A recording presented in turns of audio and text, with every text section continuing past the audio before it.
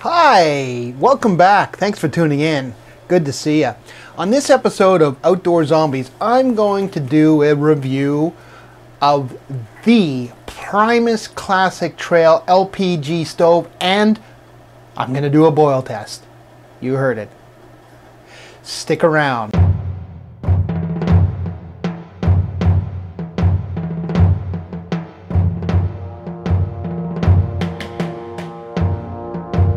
Okay, so let's get started.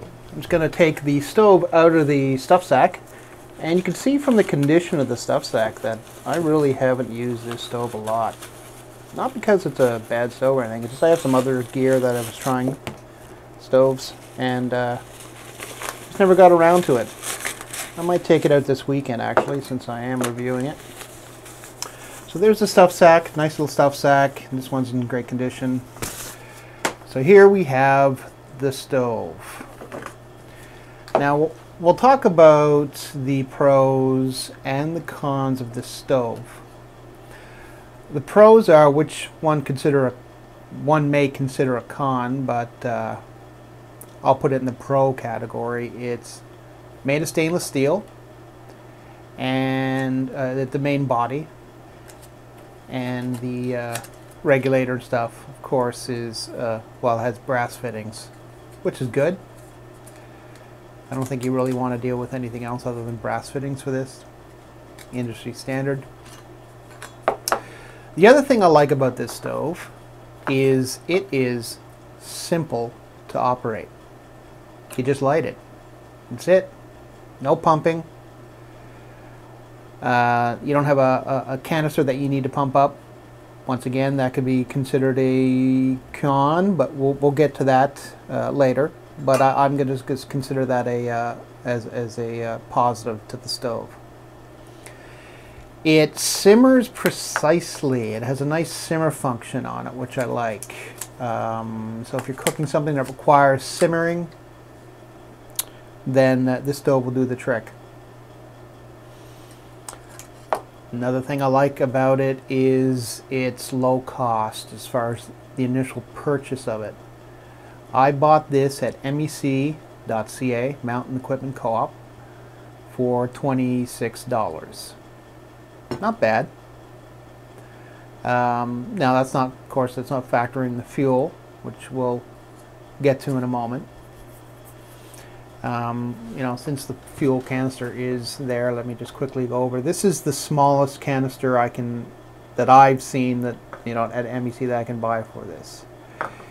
It's about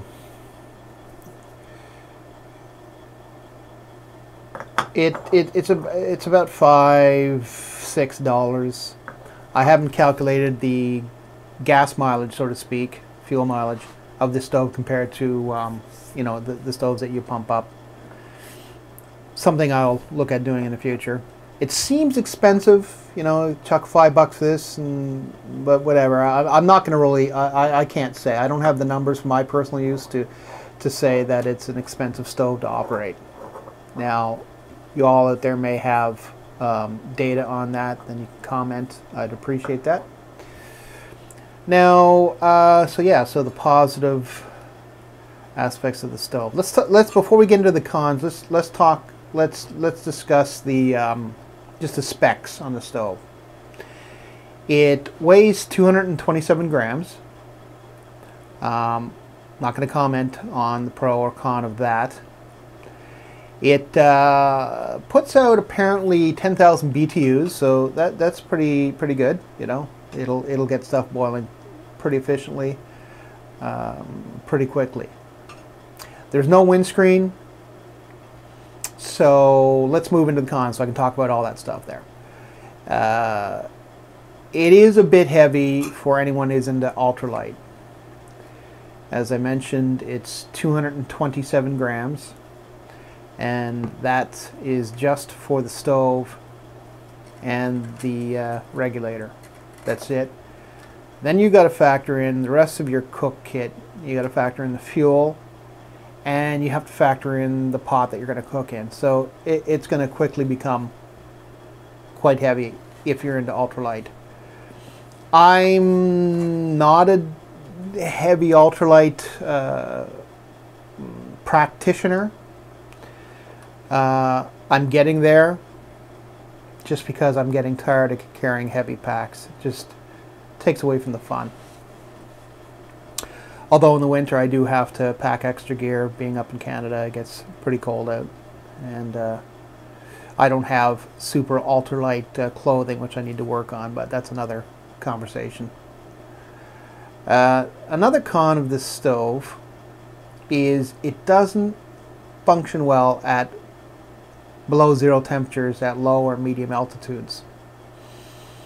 Now, I'm in Nova Scotia, Canada, and I'm near the sea, so most places I camp are pretty much near sea level, maybe 75 to 100 feet above sea levels where I currently go hiking / camping. I've only used this a few times, but the times I've used it, I was aware of that drawback of the stove. So what I did was I slept with my stove. I didn't leave the canister behind, so it was a party of 3. So I basically just kept it in my sleeping bag down by my feet, wrapped it in something so I didn't poke my feet with the metal stuff. Kept it nice and warm, so when I got up and I was going to have my coffee in the morning, you know, this was nice and warm, and it was nice and warm. So I guess a way to deal with that, to help offset it, is to keep everything, you know, warm, protected from the cold. Now, apparently, according to the manufacturer, at very high altitudes, the lower ambient air pressure helps offset the reduced internal cartridge pressure and improves sub-zero performance. I won't have to deal with that because I'm not going to be at any high altitudes camping-wise in the foreseeable future. But something for you to consider if that's your situation with the stove. Something to think about. So what I want to do now is I want to do a boil test. It's not a real world boil test like I consider as far as being out of doors. But what I did was, since I'm so sneaky, that made no sense. What I did was I put some ice cubes in the water because I want to try to bring the temperature of the water down so I can, you know, kind of push the stove a bit. I know it's going to boil. It's a pretty effective boil. It'll boil the 2 cups of water I have. I'm going to guess in easily under 5 minutes. I haven't used this for a while. I could be wrong, but it should. I mean, 10,000 BTUs inside. I'll go get some water. I'll take a temperature reading of the water. We'll boil up the water, and like I've done in previous videos where I'm boiling water, I don't let it go to waste. I will make sure that I have my tea ready, because no water goes to waste, folks. Not here. Not on my watch. Actually, before I do the boil test, I want to put this together just to show you how easy it is to put it together. So you have the regulator, the 2 sides, one for the stove goes on the top. The other part here gets attached to the canister. You don't want to over tighten it, over torque it, just enough so you got a good seal, and it's usually a little bit tighter than hand tight. As in, get it hand tight and give it a little bit more, I find, is what you want. Now you're going to get a little burst of gas as it seals. There we go.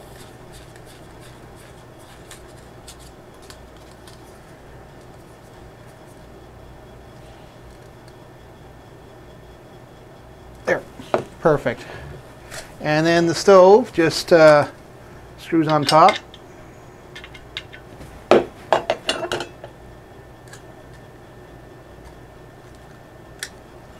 Like so. And once again, you don't want to over torque this.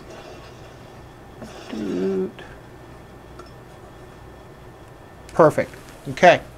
So let's let me go get the water and then we'll boil this up. Okay, so we're back. So the water temperature, I got it down to, let's say, 59 degrees. Yeah, it's a start. Anyways, so let's get the stove going.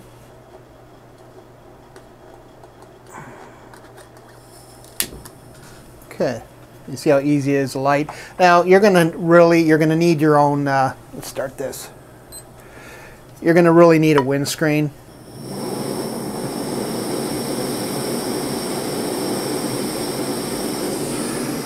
That's full.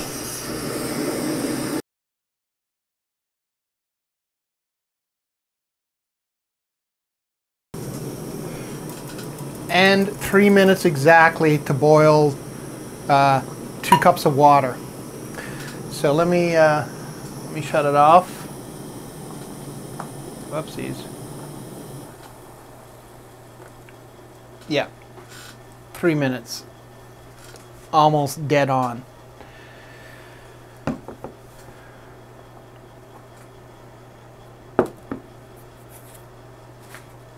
You can tell I found that hot, didn't you?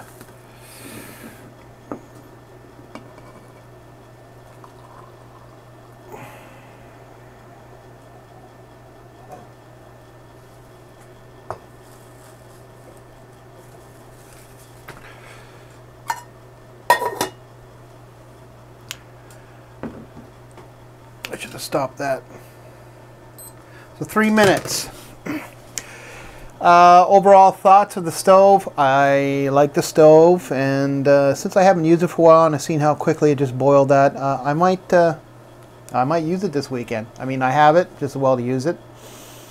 Probably pick up another fuel canister. I like this stove too. I mentioned the setup I have here with my Primus pot.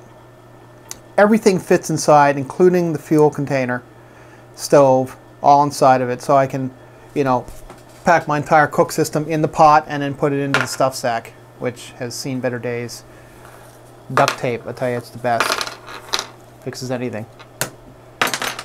So that's my review, and I hope you liked it. If you did, please give me a thumbs up. If you're not currently a subscriber, go ahead, click subscribe. I try my best to put out a video at least 3 times a week. Anything that you want me to see review, or pointers or feedback, much appreciated. Anyways, thanks for tuning in, and happy trails.